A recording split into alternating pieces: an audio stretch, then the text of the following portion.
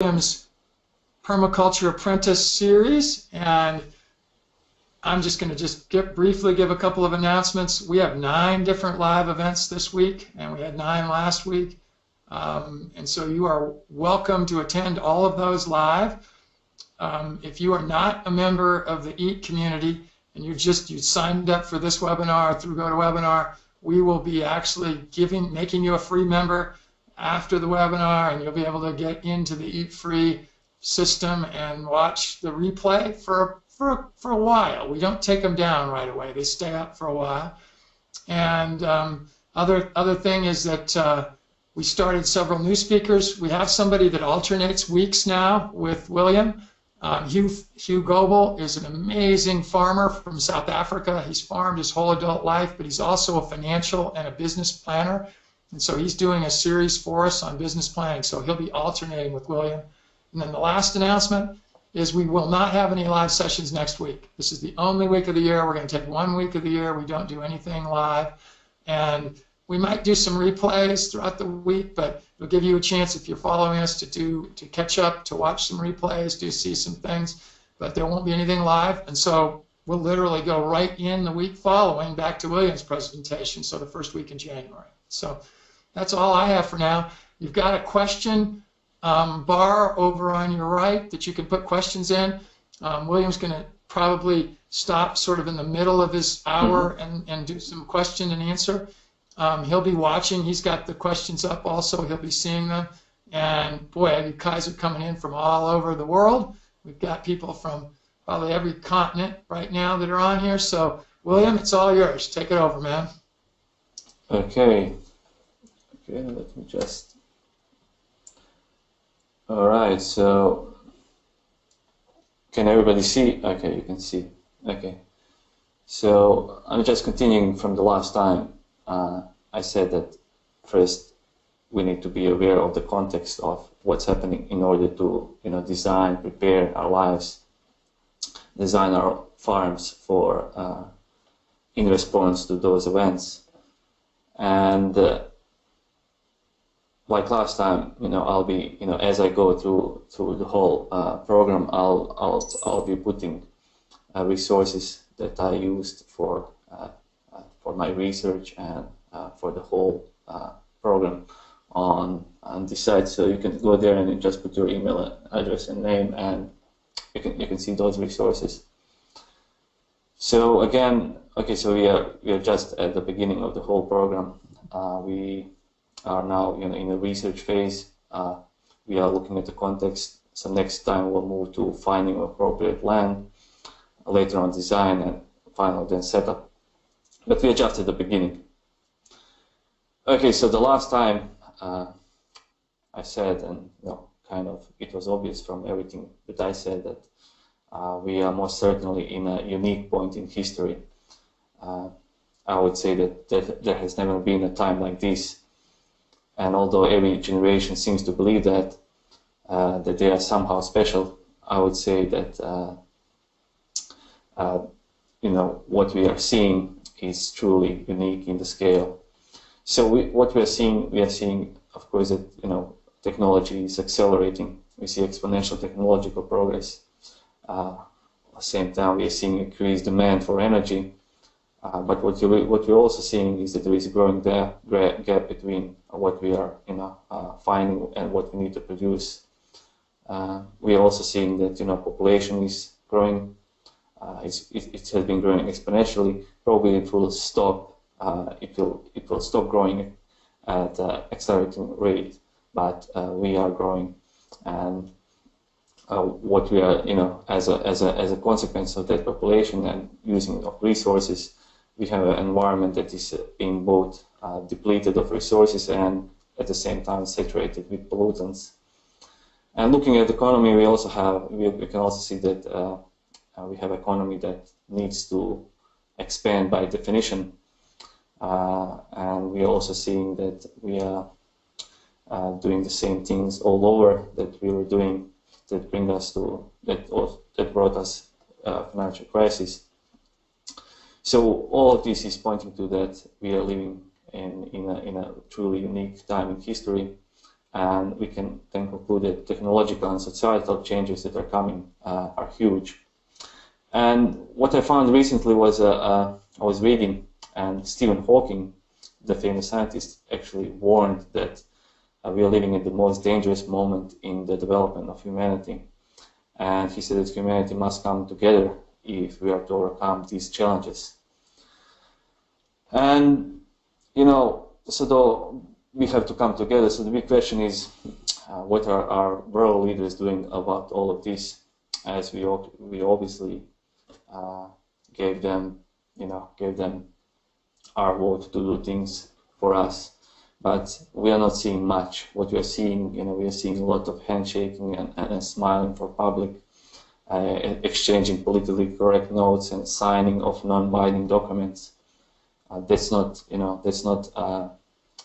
some serious solutions. That's cheap talk.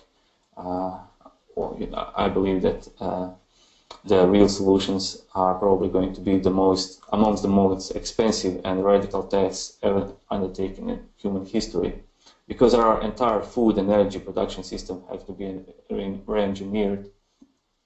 And for this we need a consistent government financial support in order to develop develop novel sources of energy and actually enable a smooth transition to a new energy source after oil. And what's happening is that our governments are kind of moving the mainstream policies, shifting from mitigation to adaptation. Obviously, it's clear that nobody wants to limit its country economic growth by reducing emissions and disadvantage itself in a competitive global economy when it, honestly doesn't trust that others will do the same. So we see that nationally policies favor growth and profit, and of course they do, since economic growth is essential to support the debt-based currency. So what we're really seeing today is that that most of the responsible nations are doing a little bit more than having a show for public, while continuing with business as usual in the background. So that was one of my main points, that central government systems are rigid and slow to change. They don't adapt and evolve until they absolutely have to. So I don't think it's realistic to expect that our leaders and social institutions will make necessary shift in mindset until they do find themselves lying in the beds they made for all of us. There are just too many people who are invested financially otherwise in maintaining the status quo for as long as possible. So I said that obviously what we can expect is more business as usual, and that business as usual will most likely will continue until there is something truly catastrophic taking place on a global scale, something that will make us change our ways. So the main question is, are we headed for a collapse, or are we headed for a Mad Max scenario? And looking historically, instead of collapse, we can see that collapse is actually a more gradual and less complete decline, because first, complex societies, they increase their complexity until the energy resources are depleted, and then they decrease their complexity from necessity. So what we can actually see for the image is that complex systems under stress, they tend to resist change until they reach a breaking point, and then they alter their change. They are forced to alter their change state. So according to David Collinger, the collapse is most likely going to be something like we see on the image, like we saw in the image before, also a slow decline characterized by a series of steady states that are going to be punctuated by crisis of some variety that destroy some aspects of, let's say, our culture or civilization, and then precipitate change. That change could be change for better, or that change could be, even more decline. What will eventually happen, we'll see. And these discontinuities or mini collapses are periods of crisis, breakdown, and potential conflict They can range from, like a real climate extreme events like Hurricane Katrina, or a financial crisis that we saw in 2008, where everything was fine, but then one day, everything is in chaos. So after the crisis, eventually the dust settles and the new reality becomes a new normal. That new normal can be stable for I don't know, years and decades, and then until there is another crisis that again triggers another fall, another stabilization. And each individual crisis rarely continues for long. They do shape the new state that emerges in the aftermath, and 9/11 would be a great example of a new post-crisis reality that we are all facing today. So, knowing what we know about the trends and assuming business as usual, we're going to look now at some possible future disruptions. And I just want to put a disclaimer here, just to know that when we look at nature, we can see that disturbance events are necessary to facilitate change. We can take also that perspective, because in nature, disturbance events like fire, flood, and drought, they can be understood as a force that initiates another succession cycle, then that brings renewed life, or that deflects the ecosystem in different direction. The ecosystem that emerges from these periods of disturbance can be quite different from those that precede them. So that's how we should look at these events and crises as a potential events that will bring some kind of change, hopefully and probably in a better direction. So first, let's talk about energy. For the time being, I think that energy limits are not likely to manifest. We have modestly been increasing energy supply. We have slightly falling demand.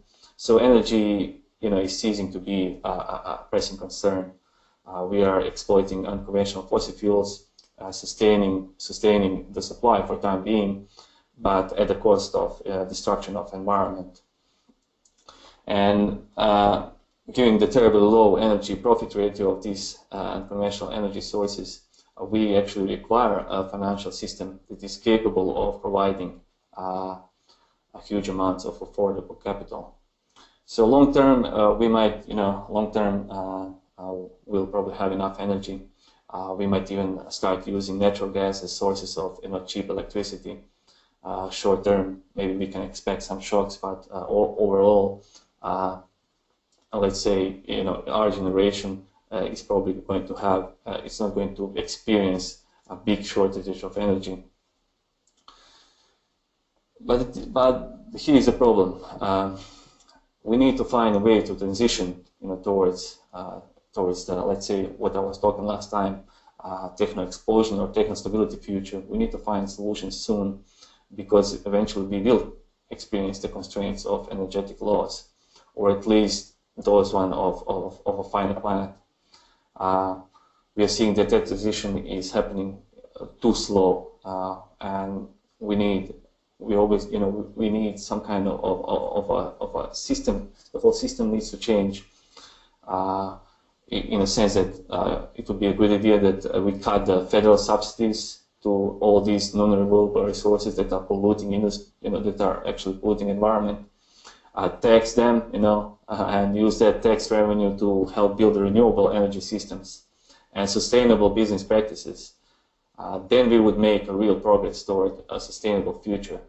We are not making that real progress. As you can see in the lower left image, that's a Tesla Gigafactory, and that's one individual, like private company, trying to do something that's obviously in our best interest. But he's only one. He's only one of many that we would need more that would make a necessary change.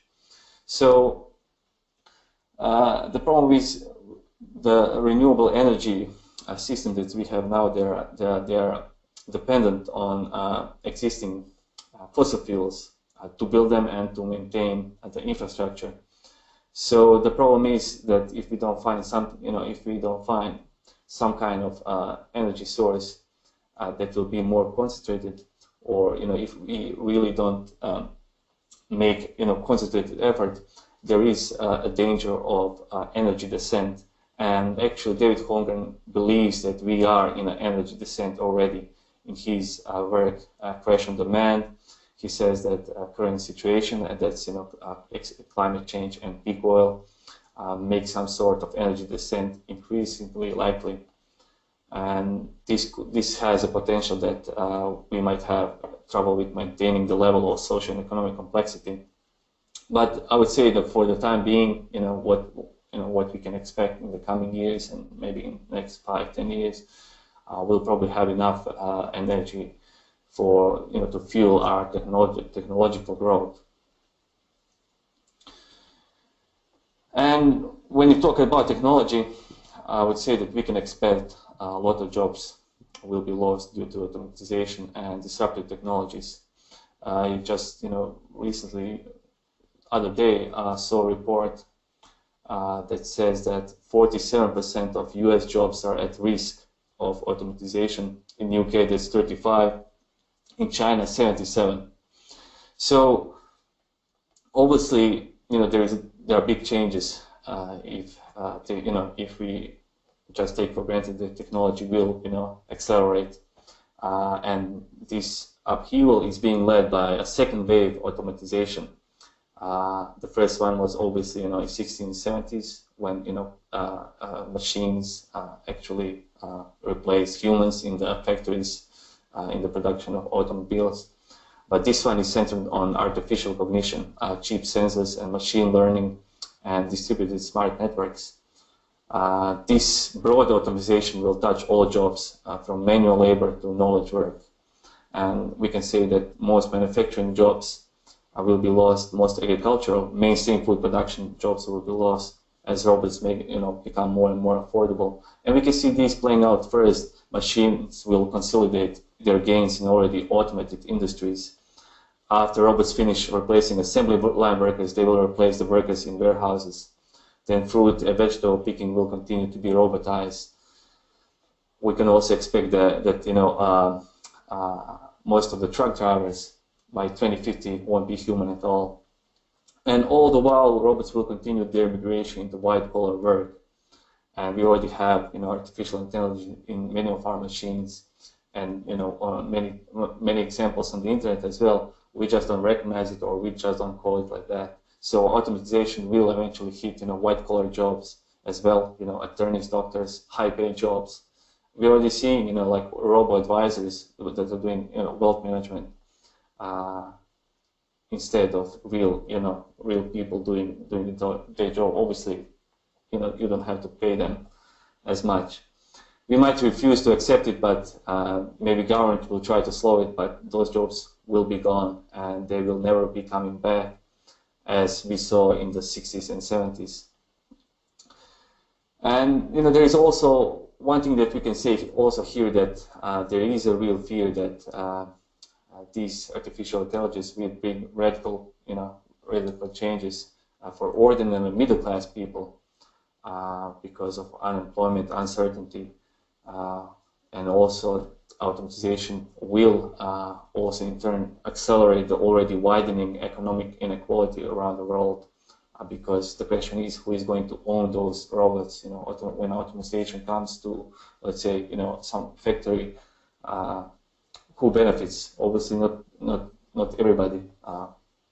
Then big corporations who actually own the machines and factories. When we look at climate,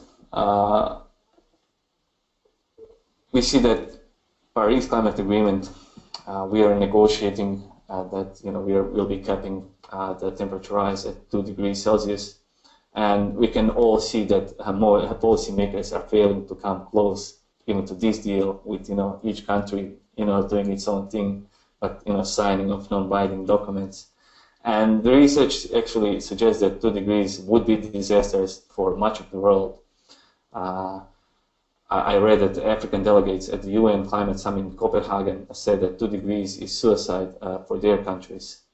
So at 2 degrees warming, most corals will be bleached. and we're already seeing, corals bleaching, today, and that is an issue. Corals are like what the rainforests are, for the land. That's what corals are for the oceans, because they have such a huge diversity of species. And melting of green ice from just 1.2 Celsius temperature rise would flood Miami, Manhattan, London, Bangkok, Bombay, and probably half of humanity would have to relocate. And if you go further from 2 degrees, and let's say it happens accidentally that it is 3 degrees, then according to research, some 33 to 50% of all living species will be on their way to extinction, and between 10 to 50% of all habitats will be simply gone. So if we continue business as usual, we are on course for 6-degree rise in temperature, but most likely, let's be optimistic, it's 4 degrees towards the end of century. We have a small, narrow window of time, perhaps a few decades, in which to lower the concentration of greenhouse gases enough to prevent, all this from happening. But we are not sure, there are many uncertainties. We are not sure how we as humans are going to react. For example, if we keep on going like we've been going with our technology, we might decide that solution to climate change is some kind of geoengineering project, and that can be dangerous as well. So there are many uncertainties looking toward the future.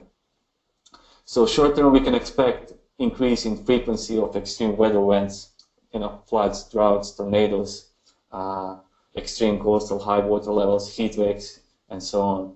And because warmer air holds more moisture, there will be not only more storms, but we can expect stronger storms. Let's say something, more Hurricane Katrina events.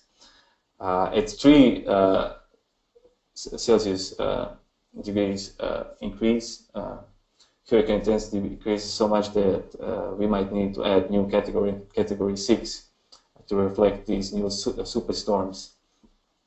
So some regions are going to be, much drier, while others will become more humid, and we can expect rainfall to come in the forms of intense storms, as it increasingly does already, causing flash floods. And storms will obviously affect regions that not have been previously experiencing them. So the climate change impacts will vary by region, and this can also cause that yields become widely erratic due to this intense weather. So we can obviously expect that food prices are going to rise as we get more and more extreme weather. Okay, so now switching to economy, I would say that economy, from all that I talked, everything is kind of long term and out there, but happening in the future. We are hardwired to react to short term dangers, not long term. But economy, we can't ignore economy because it has the shortest time frame of all. So rather than geological, biological, or energetic or climate limits striking first, I believe that what we are seeing currently in happening economy, in this complex global financial system, is going to shape the future in the short term. So what we are seeing, and what I was explaining last time, that we have the greatest experiment in money started in 2008, and here I'm not talking about Bitcoin. I'm talking about central government, central banking systems simultaneously taking interest rates to zero, pumping the largest amount of money ever created into the economy and trying to stop it from collapsing. And that has created the largest bubble in history. What's weird about all this is that people are not even aware that we are living in the time where we are doing this completely, really unprecedented, untested. No one knows where it goes. Huge monetary experiment. But from what I can, read, most economists, and even mainstream economists say this doesn't end well.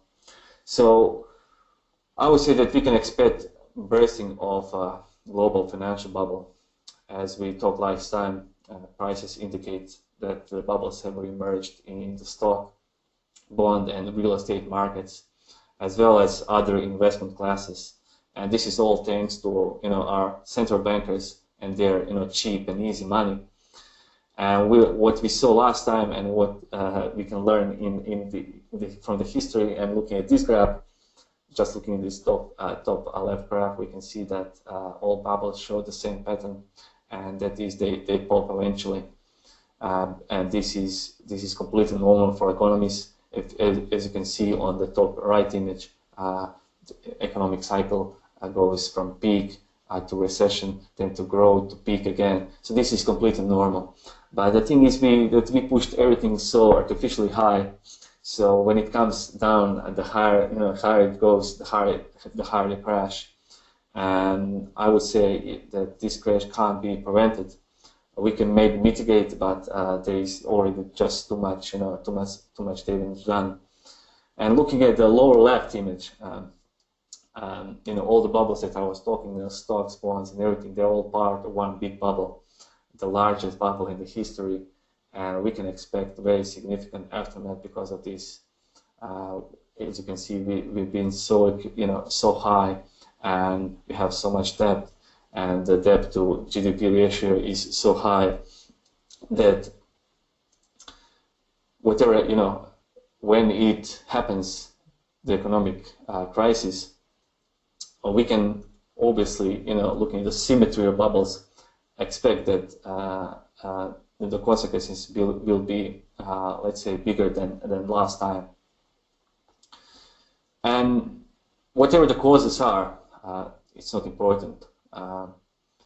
As I said, the bubbles all follow the same trajectory, and that includes a rapid contraction as credit evaporates, and then followed by long sustained contraction, where asset values decline to levels that are at the beginning of the bubble or lower. And this period will look and feel similar to the last financial crisis, because it will be a financial crisis, but it's probably going to be worse. Let's say, for example, it's important to remember that within just 5 short months after the crisis of 2008, the Dow Jones index dropped by over 50%, and labor market lost over 4 million jobs. Again, we have this we have, given that the conditions today are even more overextended than 2008, I would say it's reasonable to expect that consequences will be likely worse. And this, crisis of global financial system might be simply the first of the crises that, force us to reorganize, because a collapse of credit would make it really difficult to engage into a highly complex process of extracting, of low energy profit ratio, shale gas and tar sands. So this could be, even accelerated by a financial crisis, and the crisis could also trigger some kind of fall in societal complexity, because our global economy is very fragile, because we have just-in-time logistics and extreme degrees of economic and technological specialization. All of this is increasing the chances of let's say, large-scale systemic failure. So, our society is very fragile currently. Okay, so now I would like to talk about socio-political changes that are, going to be to this as a response to this kind of crisis or disruptions. And the first one is, of course, economic hardship. If we are going to experience era of contraction, we are going to see deleveraging, economic seizure, which means less money in the economy as credit evaporates. And because of that, unemployment is going to rise, demand falls, and we see taking the money out of the system. What happens is that also essentials become less affordable. Prices of luxuries, they generally collapse, but essentials like food and fuel, they don't fall much. Luxuries do, but essentials don't. But what is important is that maybe okay, maybe they say the same price, but affordability is what's important, because prices is not so important. What matters is how much money you have in the pocket. If you don't have money, then you can't even afford a hamburger in McDonald's. We also see that taxes and fees goes up. Overall material standard of living and quality and quantity of goods in society gets significantly reduced on average for most people. We see that tax and fees they go up, but infrastructure maintenance doesn't. Roads are not repaired, and governments actually have great trouble of maintaining infrastructure.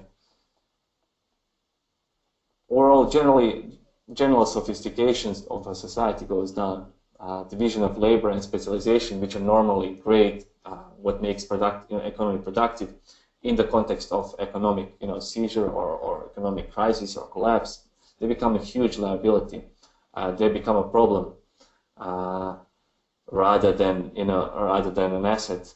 And generalists are much better. Practical skills are vital. We see more labor-intensive economy as energy becomes less affordable, and labor of other also.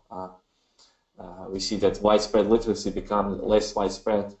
Knowledge and learning decline as people's time horizons become to start to shrink.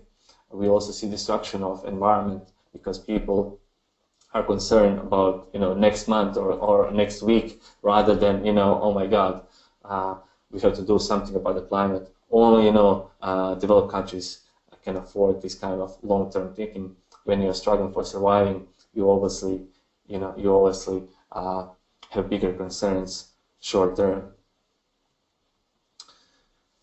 All of this is going to force people to move. We are going to see massive migrations. First, we are going to see rates of urbanization to increase.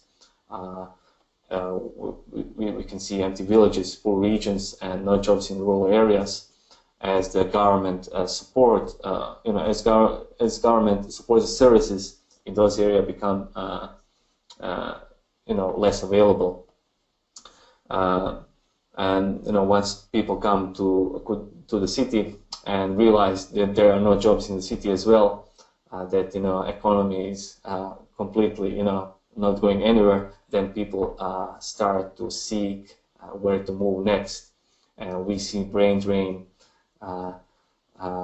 mostly of smart people leaving first. And also, in regards to climate, we are going to probably see, climate refugees. For example, just at 2 degrees, what we are expecting to hit, what we are accepting that it's all right. Scientists actually anticipate 200 million refugees on the move annually by 2050.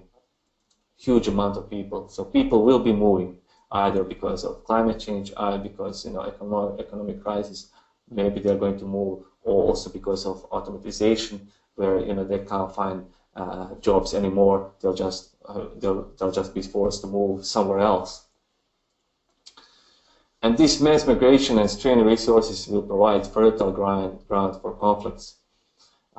Researchers estimate that 2 degrees Celsius climate change will endanger 2.7 billion people in 46 countries by fueling violent conflict, and this is indirectly, obviously, by amplifying poverty and economic shocks. And also there is issue about countries that have the curse of resources. There will be also at a greater risk of conflict as well. So all of these, crises in climate and economy and technological changes, disruptions, all this is likely to increase government intervention. The government will be forced to take increasingly more control, and I think that people will be supporting this kind of intervention, as because of the disruptions, migration, natural disasters. And if you think about it, the consequences of chaotic weather, food supply problems, abandonment of rural areas, all that is going to lead people accepting strong government action to protect them from high food and fuel costs, natural disasters, mass migration by displaced people. So, if you want to see a recent example of that, just look at what happened in Japan with Fukushima, how the government took control after natural disaster. So I would say that in the period of extreme crisis, the government will try to take control over everything and go into survival mode, into protection mode, where it focuses its resources to maintain the national state. We can expect militarization of police and eventually merger of state and corporate power. The whole thing, the thing is that central authorities will want to exist and will want to control what little there is when there is not enough to go around. And in those hard times, what we see in history is rise of political extremists. People who sell simplistic populist messages that sound good but are false illusions of solution. They simply use, the unfocused movements of anger and fear. People who are struggling to make their ends meet. They will accept this kind of populist messages. They're going to accept that, like we saw in Germany, that it's all about, those Jews taking our jobs, or it's all about those Polish people, or whatever, but they find their way in the politics.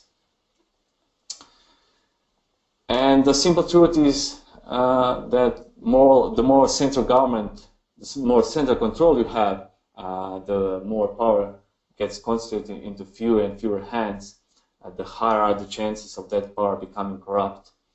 And as I said before, in a merger of corporation and state, we can expect exactly that.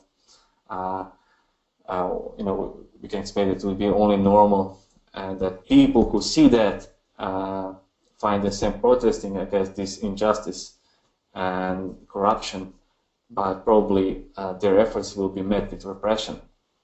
What we can expect in the future is that all government that have access to all these technologies that I was also explaining will be used to monitor the citizenship in the cities. So there is a real possibility that high-tech network society becomes increasingly dystopian, where governments tracks every move of the people, either by using data from internet or social networks, applications on the smartphones, or go that far that develop human social predictive models. All right, so okay, I think we are halfway. If there is any questions, maybe I can answer them right now. Okay. William, this is Wayne. I'm not seeing any right away. Oh no, here we go. Here we got some right now. Did you see the one here from Fabian? Do you work with local communities around you to help to avoid the crash you are describing here? All my efforts are being put into positioning myself here in my local community and developing everything that I can locally. My farm economy, and networks that I make, my efforts are focused locally because, as I'm going to explain that later, that is my circle of influence that I can actually exert my influence and make a difference. What about others? Would you recommend they do the same thing? Of course. I will make sense. I understand that what I was describing right now was there is, it's not a highly pessimistic, but you could say that it's a pessimistically realistic expectations of the future. But I will get this is halfway, the other halfway, the other part of presentation. I'll try to present a solution to everything that I was talking here, and I'm going to make some suggestions, and this is the whole point of this presentation, is to let's say empower people to do real changes in their lives that will make a difference. That's awesome. Just another comment that that Mike had, which was the change in currency in India is a good example of government taking control, which is one of the things you had talked about. Okay. So if there are nothing, if nobody's asking anything, I'll just continue and answer questions once I'm done. All right. Don't see any others right now, so why don't you move ahead? And everybody's still hanging out. We don't have people leaving, so they're hanging on every word. Okay, I'll continue.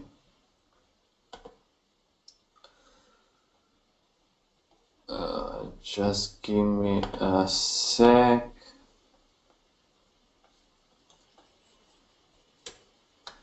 Okay, so maybe you think that everything that I just described, is somewhere in the future, and it's far, or you might think that everything that I said is bullshit, and I'm just fear mongering you, but I'm about to tell you that the future and everything that I was describing, all these crises are already happening. They're already here. I found a great quote that says that the future is already here. It's just not evenly distributed yet. So everything that I described to this point are all different facets of reality. These things are already happening today. If you don't believe me or say that I'm full of it, you can ask people in US and explain them that populists, they don't get elected, that political extremists, they don't get elected. Or you can go to the Greek pensioner crying in front of the bank and explain to him that no, economic seizures are not they're not possible today. Or go to the peaceful protest in Dakota and explain to the Indians, no, militarization of police, that's not real. That's that's so from science fiction. So what I'm saying is that what we are seeing is that these futures, these crises, they're already here. They're all emerging at the same time, but they're not equally distributed, because each country will have its own reality. So we are seeing certain countries like US that are already having highly militarized police. Police is becoming like a military. When you see what a good example is using sound cannons at the peaceful protesters. So with the NSA, we're always seeing that governments are already monitoring and tracking their citizens. So what we're also seeing is that people are already losing their jobs because of automatization. If you remember the McDonald's protest about minimum wage, which I believe it was staged, you can see now that they've been replaced by self-service, and self-checkout in the supermarkets are already that's a reality. Everybody accepts that. We're already seeing really intelligent robots working back to back in Japan, and Japan is using that, and that way he's battling its aging population. We're already seeing robots in China, doing. They are still stupid, but they are already doing work that people were doing. So, as I said, automatization is all here. We might refuse to accept it, but the jobs that are gone are gone. I don't believe that the jobs that are gone in McDonald's will be ever coming back. I think the jobs in McDonald's will just keep automating everything until the people who are doing the hamburgers and fries and everything are robots, because that's all less labor cost. So what we are seeing also today is rise of political extremists in European Union and US. And all of this is because of the economic anxiety about immigration, everything that is, I would say, I wouldn't go that far, but I would say that we are seeing, the history repeating itself. Again, it's all about the Muslims. It's not again, but this time, okay, it's all about the Muslims. It's all about, you're seeing the lower right guy building, a fence. The French in France, we see also based on anxiety about migration. Obviously, racist people winning. Obviously, they're obviously racist. So, and what we have today's situation is that the global wealth is 1% of people. It's only half of the world's wealth. So obviously there is a financial inequality. Obviously people are scared. Obviously they are looking for some kind of change. They are looking for some kind of solution. And we can see that with Trump winning and Brexit and all these rise of political extremists. What we're also seeing that economic crisis, collapse or decline is already here. It's just equally distributed. We are seeing collapse happening. You can see it in US, in Rust Belt.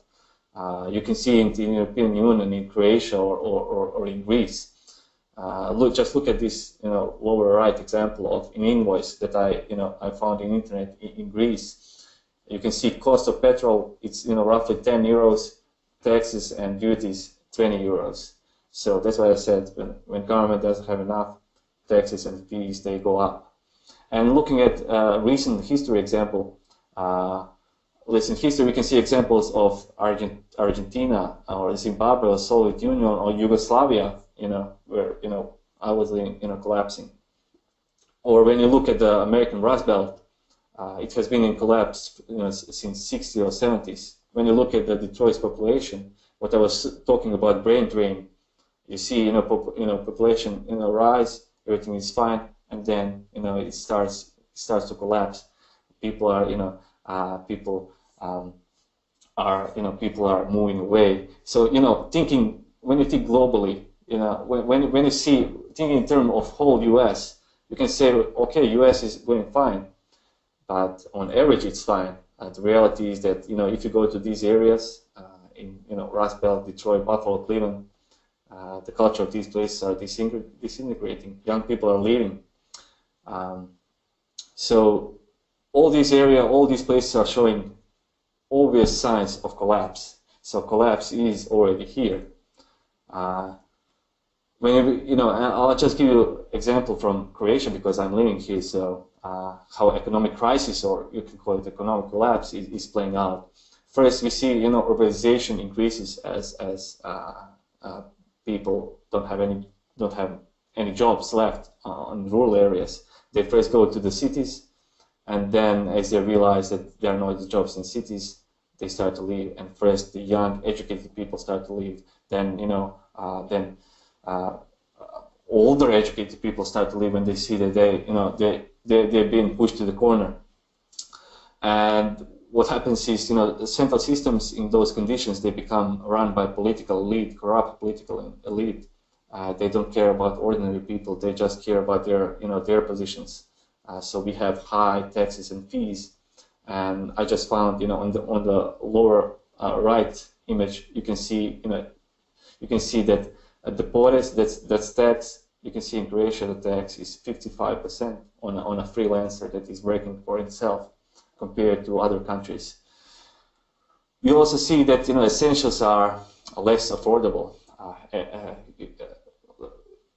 I would say that maybe fuel is not as expensive. Let's say that it is as expensive in some other European country, but it is less affordable. And when you have less, when our energy is less affordable, that eventually leads to a less complex society. You have hard physical work, high unemployment, and these are all effects of economic crisis. You don't have, credit evaporates. You can't leverage yourself with a credit. You are unemployed, and thus, you risk poverty.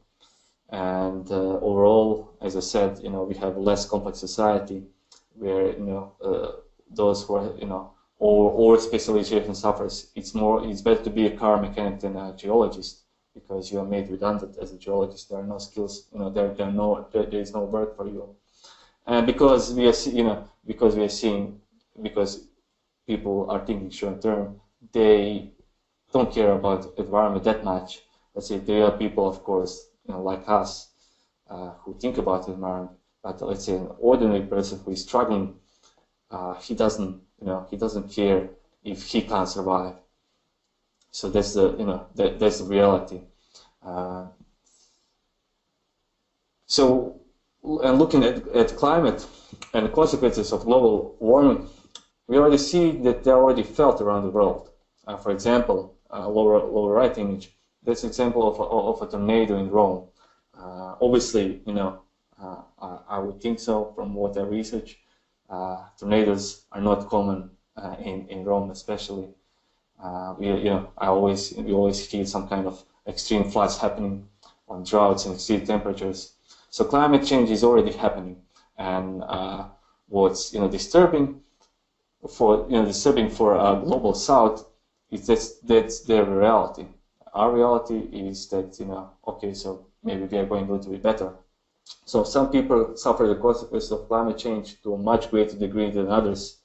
I would say that risks are unevenly distributed, and they are generally greater for disadvantaged people in the countries that are in poor countries. As you can see from the top left image, maybe maybe you have the same. Let's say that climate change is the same in US and in some African country, poor Africa country. Well, in US it will impact you less, because you can always go to your apartment and put the air conditioning on. In Africa, you can't do that. So different countries will experience climate change differently. Climate change is already, the consequences are already felt,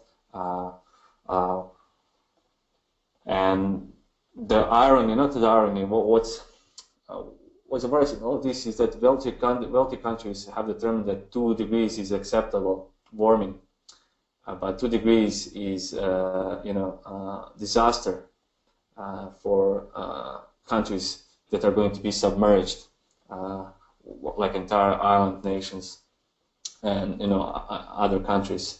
So some countries are obviously winners and losers. Some are going to be winners and losers. For example, Canada is going to be much better agricultural yields-wise than some countries, than like Australia. Obviously, countries that are more north, with the global warming, they'll become new breadbaskets of the world. So that's the point that I'm saying here is that a collapse is already happening. It's all around us. It's our reality. It's not like you one day you wake up and it's Mad Max or Hunger Games scenario already. It's just happening at such a slow rate that you don't notice it. If you don't pay attention, you actually miss it. As I said before, there is a crisis. Okay, so you recover, and post-crisis world is your new normal. You accept it and you continue with your life. And each of these disruptions, they don't feel like a collapse is happening. They don't feel that they're such a huge transformational events. But looking at the big picture, we can see the dynamic is already playing out in a symptoms of a decline. And for example, you can hear always something on the news or on the internet. You can read, oh my God, the green lice this year, green lice has is at extreme low. And then next year, and you accept that, you go about your life. Then next year you hear the same thing again. But okay, so who cares? I have to pay the bills. And then next year again. And maybe each year maybe you don't think about it. But when looking at the big picture, then the whole situation, the severity of the whole situation becomes immediately visible, and you see that it actually is collapsing. So I would say that we are in some kind of decline, literally already. It's all around us. People are preparing for collapse, but how are you dealing with the collapse that's already happening? And that's the thing. People who are living, in the midst of collapse, they rarely realize what's happening until they are in the last phase. So the question is, how did we let our politicians, governments, corporations bring us to the point where we actually at the risk of extinction? And I would say that things get to terrible places one tiny step at a time. So, for example, if I encroach you and I'm sophisticated about it, I'm going to encroach you 2 millimeters, and then I'm going to encroach you right to the point where you start to protest, and then I'm going to stop. I'm going to wait that you calm down, and then I'm going to encroach you again, right to the point where you protest, and then I'm going to stop. I'm going to wait, and then I'll just keep on doing that until I get what I want. Before you know it, you'll be back 3 miles from where you started. And this is how it's all playing today. And a good example is here in my country, in Croatia, is every year when politicians make some the prices, they rise from some reason. It doesn't matter anymore from what reason. Prices rise, and then people are they're a little bit agitated and they complain, and maybe there is a protest or two or whatever, but eventually the dust settles, and people go on with their lives, and they accept that new reality. And then the next year, again something happens like that, and again people protest or whatever, but then they keep on going with their lives, and and soon you realize that in 5 last years your prices, your prices for your food bill has gone up 1/4, whatever. And that's how you get to the places like we are today, one tiny step at a time. And I would say that in all of this, scale is a critical factor, because I said all the scenarios, they are emerging all at the same time, simultaneously, but they are operating at different scales. So on a global scale, we are seeing extraction of fossil fuels, big corporations and governments and everything. They are continuing with what they are doing. On national scale, maybe different countries are taking. There are different countries that are taking different routes, to end their limit to fossil fuel dependence, like Germany, Denmark, and New Zealand. Denmark is a great example. Germany is also a great example. So they are doing their own thing, disregarding the global scale. So different regions and their cities, local governments are adapting independently of the national governments. I would say that California is a great example, where they have their own thing, how they're going to combat the climate change. So totally neglecting the federal government, and looking at them at different households and communities, they're also adapting independently of local or national governments. So if you think about it for a second, I would say that a global system, it might weaken, it might contract, but it will never fail completely. It's natural for national governments and large corporations to stick to business as usual, because that's all they know. I would say it's also natural for cities and our regional or state governments to implement somewhat more distributed, diverse and smaller scale renewable energy systems. And it's also natural that any planning for extreme collapse or planning for a good life is mostly the private activity of people who actually lack faith in the stability of our whole society. So with that in mind, I would say that how vulnerable to these crises you are depends on how dependent you are to the current system. And what we need to do is build a resilient parallel system and improve our self-reliance. We need to build those systems before the central system fails, because the central systems, they don't fail overnight, but they become less effective in delivering goods and services that we are used to. At the moment, we have the luxury of keeping one foot in each camp, so we have opportunity to develop alternatives before we have to rely only on our results of what we produce. So David Colnick says that we have a small window for opportunity to build these alternative systems, because there is a danger that this combination of state and corporate power becomes more draconian in protecting their business model. So I would say that time is our greatest asset now. Right now, everything is working. Fossil fuels, the fossil energy is cheap. The economy is functioning. Grocery stores are full. Now is the time, to start investing, in preparation for the future, in expectation for these events. And we want to build a resilient, self-reliant systems that are able to withstand and benefit from these shocks. And most importantly, we need to preserve, our freedom of choice. And with this, as I said, answering the question, we need to focus on our circle of influence and be proactive, at our household level and community level. Build our, permaculture farms, provide for our needs, and things that are in our area of concern, we can't do much about them. But we can control our, things that are happening in our house in zone 1 that we can control. We can influence what's happening in zone 3, zone 4.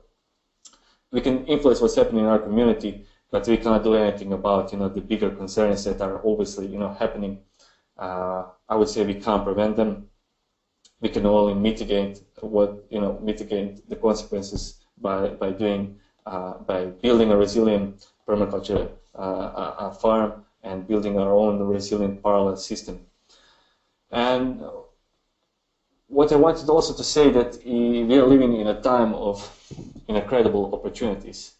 I would say one of the trends that I found is individual empowerment. This is the most important trend. What we have today is, we have all, we can leverage all these technologies that I was talking about. We have, sharing economy. We have online education, open source. Soon we'll have 3D printers. Knowledge is free. Tesla or Elon Musk is bringing up batteries that are going to be, revolutionary. He's also bringing a solar roof. So we can build our own, parallel system and use all these technologies. Use what we have, for crowdfunding, alternative currencies, and food hubs. All these new technologies are going to make a difference in our lives, and we are going to use them. So, with that in mind, this is kind of the overall. I gave you the whole context, and now I'm giving you what I think that solution is to all these pressing concerns, because I think that our fear and anxiety resides in between what you think you should be doing and what you're doing, or what you know that you should be doing and what you're doing. So I'm going to encourage you that you think in a whole farm planning framework, where we first focus on community and location of our farm, then focus on water, infrastructure, living systems, and finally farm economy. And the first one is location and community. And this is when you're looking, we are going to go through all the process. The first thing, if you don't already have land, or if you already have land, is your community, because they are incredibly, community and social capital are incredibly important. Of course, humans are social animals, but we need that interaction. But also, for our purposes of farm economy, and for we can't do everything by ourselves. We are not experts in everything. We rely on others. So, and the creation of this local community economy, can improve our lives and compensate for the conservation economy locally, globally. Sorry. So, after setting up, having dealing with where I'm going to be, what kind of community is around me, and then first is water. How are we going to catch and store and distribute that water? Whether we have too much water or not enough, we'll need to develop extreme weatherproof water systems with dams or ponds, tanks and wells, and a network of irrigation pipe harvesting drains. Then infrastructure in homestead area, first developing core infrastructure that's access main roads, structures and fences, but also then concentrating on homestead area and developing energy efficient homestead with house and energy systems and placement of buildings and everything, but also concentrating on tools and equipment, on mobile infrastructure and material capital as well.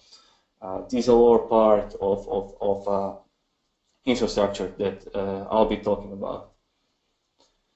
And then, living system. This is something that, most people are drawn to when they hear about permaculture, about, growing food, annual gardens, orchards, food forests, animals and everything. But I would say that in my thinking, that's only one part of a puzzle of living a great life on a permaculture farm. Of course, we want to produce our food. We want to be as self-sufficient as we can. But we also, as I said, we also need to build resilient systems, anti-fragile systems, and that means I'll be drawing my inspiration a lot from Mark and creation of restoration agriculture systems, creating systems that don't need our constant supervision, because those systems are going to be the most resilient ones. Like the ones that Mark is developing, but also permaculture, orchards, annual garden, and animals. That's all one big part of permaculture farm.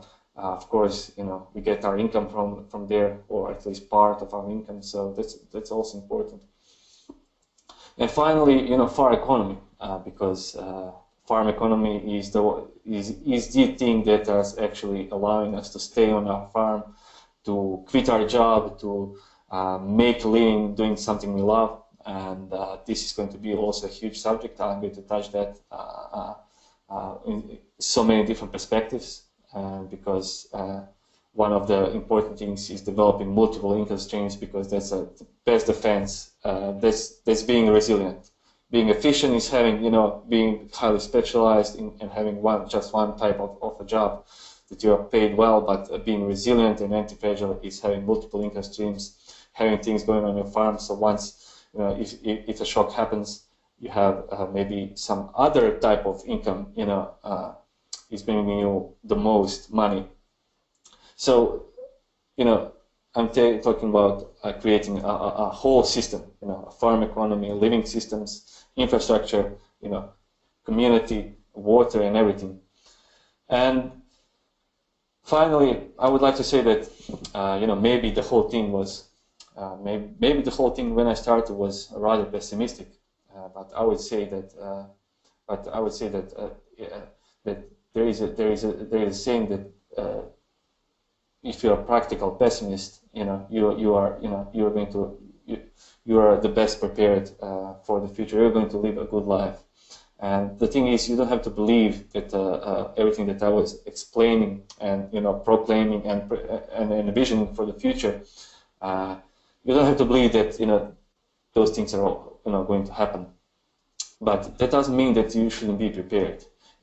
For the best case scenario, if everything goes well, if we have energy, if we deal with climate change, we don't need to prepare for that. We don't need to prepare, but we need to prepare for things that have great consequences. So think about it. You don't have insurance on your home, fire insurance on your home because you're expecting that your house will be on fire. You just recognize how severe the consequences of that, highly unlikely event are. So I would say that the risk is disproportional. If bad things happen and you are unprepared, you risk poverty. If you're prepared, you're obviously having a better life, and you can help others. You can help your family. You can help others. So even if I'm totally wrong about the trends themselves or how they're going to play out, materialize, and I would say that there is no downside for creating a better future for yourself and your family. You're never going to look back and say, really, that was a stupid investment, of my time and energy. I really regret having all that food. I really regret having, no energy bill. I really regret, being in nature. I'm here to tell you that you're not going to regret, creating a life that is in line with your values and what you believe is true. So with that, we're done. And for next time, I'll be going then with the first lesson of finding appropriate land, thinking about the community, defining our goals, and we'll just move to the solutions part. This was obviously a part where we need to be aware, but we need to be aware in order to understand what we need to prepare for. So, well, okay. As always, that was really good. So you have a couple questions, and everybody, if you've got a few more, you can throw them in here. So Mike asks, do you think automation of fruit and vegetable picking will get low enough in cost to be usable at the food forest level? Well, here's the thing. I would say that everything that's going to, the thing is with the technology is, first, when it comes, it's rather expensive, and only let's say the early adopters or corporations that have money, they can implement the technology. But eventually, it becomes cheap, so ordinary people can use it. So I can't put a year when it's going to happen, but we're already seeing. I didn't put an image here, and I didn't explain, but we're already seeing automatization. If you saw a farm bot, there is a farm bot that it's operating on the raised bed, actually planting seeds, weeding and everything.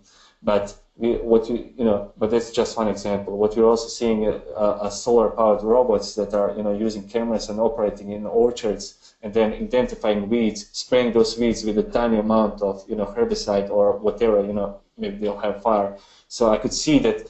I think that eventually it will become more affordable and we can use it. That's why I said that all the trends that are playing out in technology are also going to benefit all of us. And unless there is a really hard economic crash or something, I think that technology will keep on going because we'll probably have enough energy. Eventually, they will become more affordable.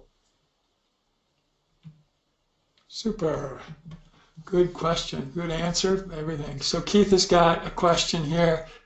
Do you have any thoughts on the introduction of a universal basic income / citizens income? I wasn't, researching that, but when I was listening before about, what the techno-optimists are saying about the future, they obviously said that governments will have to take care about the people who are in low-paying jobs, that are doing repetitive jobs, that are going to be out of their employment. Government will have to find some way, to take care of them. and I would rather not go into speculations about what would that mean. But I would say that universal income will probably not change the person that the person receiving that income, because when I was living in Australia, there was a lot of people. You can see that there is no excuse to be poor in Australia, to be in poverty, to walk the streets, but because everybody gets there. If you're not working, everybody gets $1,000 from the Centrelink. So and you get all the benefits that goes with being unemployed, and still you have poor people. So universal income, maybe it can help some people that are losing their jobs, but I would say that it would substantially change something in a human psychology of the people receiving. So. Good answer. Anybody else? You guys have any other questions? If not, while I'm waiting to see if any more come up, another one coming in just a second. I put it on a couple times. Again, after the webinar is over today, we're going to make all of you members, if you're not already, of our EAT community, and that'll give you free access to webinars that we've done, and we do 9 hours a week now, 9 of them during this week, and we're not going to be doing any next week, but taking 1 week off. But you'll also be able to get the replay of this, of Williams, for at least a week that you'll have it. But we also have a special right now on our elite community where you can join for $2 for the first month, and it's normally $75 a month. And then you can take a look at it, just check it out, see if you like it. If not, you can cancel. If so, you can actually continue, and then it's $75 a month for 11 months. And I put in a coupon code for that you can use. That's just something you can take advantage of if you'd like. Actually, William makes some income on that if you do that, which is a good thing for him because there's an affiliate income that occurs. So just encourage you to think about that. But we have a couple more questions. I guess one more here. What are the best sources in general for seeds, starts, herbs, woody ornamentals without the GMO? I'm sure you're going to deal with that later, but that's asked by Bakari. Well, that depends totally where you're living, but you can always. What I'm doing right now is I have a book that I have like an index of places where I can find, but eBay, simple. You look at eBay, you see what the company is, which is selling the seeds. You go to their website, you see what kind of practice they're using. You get delivered the seed wherever it is in the world. So that's the easiest way that I found. That's the way how I buy my seeds today. I just go on eBay and I found it's incredible what you can get. Well, here's a great question from Gian, if I'm pronouncing it right, which is looking forward to your next presentation of choosing the land. When would that be? It's going to be, I believe, tell me if I'm wrong, I think it's January 3rd. Is that correct, William? And that's Tuesday. That's the same. So it's 2 weeks from today. And you guys are already registered. You don't have to register twice. That's one of the cool things we use about using the GoToWebinar platform. And we've got a series. So since you've registered already, you'll be registered. You'll get a reminder of it before, but you're already registered, and that's January 3rd, same time. And you'll be able to attend that then. Thomas says you're the best. Thomas is always a Thanks, Thomas. Good guy, and that's Send me an email. We can talk, Thomas. and Daniel says, thanks, William. This is really interesting. If a little grim, really looking forward to the rest of the series. Have a happy Christmas and New Year's. And that's for everybody here. They're saying to all of you folks. What timeline approximately is realistic for a 2-degree increase or before we start seeing climate-related refugees? Well, I'm not sure about how that 2 degrees is going to play out. There are sort of things that we keep the scientists that make predictions. They make predictions, and that those predictions are on the lower end what we can expect. We can expect the 2 degrees already happening, in 10 years or 20 years. Depends on how different climate is complex. Maybe it doesn't happen all the way to 2050. The thing is that what you said about climate refugees, they're already happening. And that's why I said that the future is already here, but it depends on where you're living. If you're in the U.S., let's say, or in Australia, you're shielded from from migration.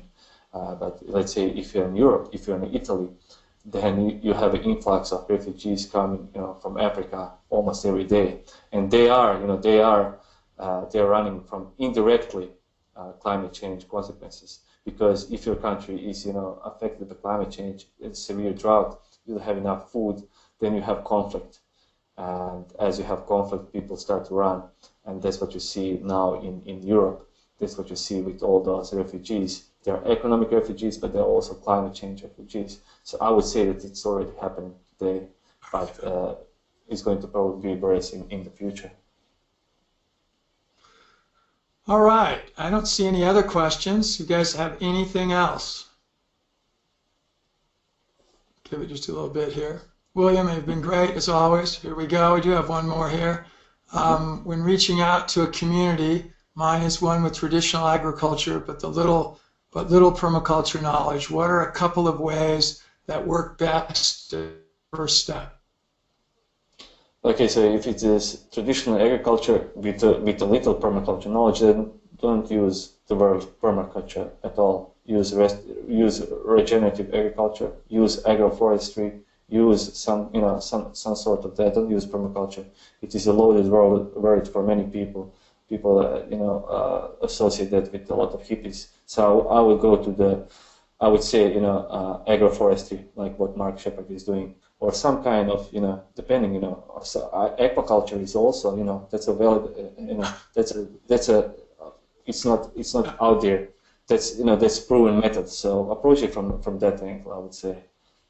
And Lillian, in a selfish way, but I wouldn't be doing this and we wouldn't be spending as much time as we are without it. Invite them to one of these events. Invite them to come and hear William on the 3rd. Or if they can't come live, to give them a membership to eatcommunity.com and they can watch William and watch a number of other people who are going to talk about topics that would be beneficial in helping in the community. So that's one thing. And then there's other groups out there, obviously, that you could interact with. And William's got his blog and all the other information that he gives. So just connect with him, man. Just lock in. He'll help you. So, all right. Well, Lillian said thank you for that. Thanks. And Thanks, Mark. everybody, I think we're gonna call it a day. We have another one of these tonight that I'm actually going to be doing and talking about.